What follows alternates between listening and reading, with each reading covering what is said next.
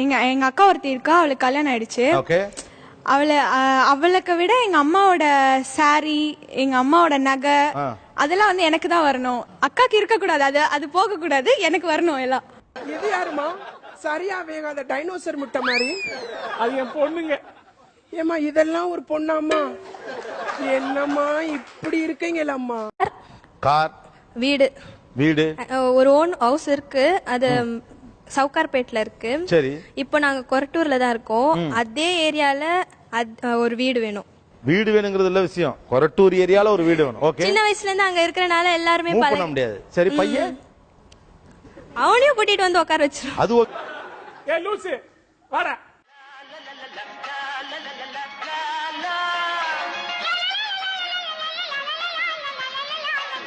Daddy, எனக்கு நாங்க இப்ப இருக்க வீடு வேணும். அதுக்கப்புறம் நான் கேக்குற லேண்ட் வேணும். ஓகே. வீட்ல எத்தனை பேரு?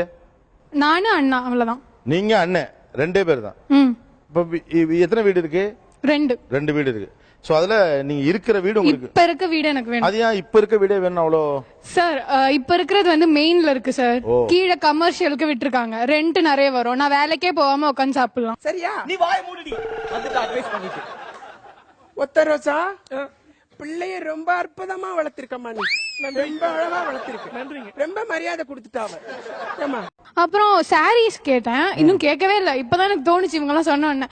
நான் வருஷத்துக்கு ஒரு சாரீ கட்டினா அது அடுத்த வருஷம் அந்த வருஷத்துல இன்னொரு வாட்டி ரிப்பீட்டே ஆக கூடாது. அந்த மாதிரி எனக்கு ஃபுல்லா 365 நாளுக்கும் 365 சாரீ வேணும். இப்படி தப்பு பண்றீங்களம்மா? நீ என்னமா பிள்ளை வளர்த்திருக்க? என் பொண்ணு மேல கண்ண வைக்காதீங்கம்மா. உன் பொண்ணு மேல கல்லுதான் வைக்கணும். 3BKHல ஒரு பிளாட் சார். அதுக்கப்புறம் வந்து பைக்ஸ், ஐ லைக் பைக்ஸ். அதனால ஒரு சுசுகி பைக், ஒரு RE பைக் அவங்களுக்கு மாப்பிள்ளைக்கு வாங்கி கொடுக்கணும். 2 பைக். வெட்டிங்ல வந்து சாதாரண என்ட்ரி மாதிரி வராம மாப்பிள்ளையும் பொண்ணும்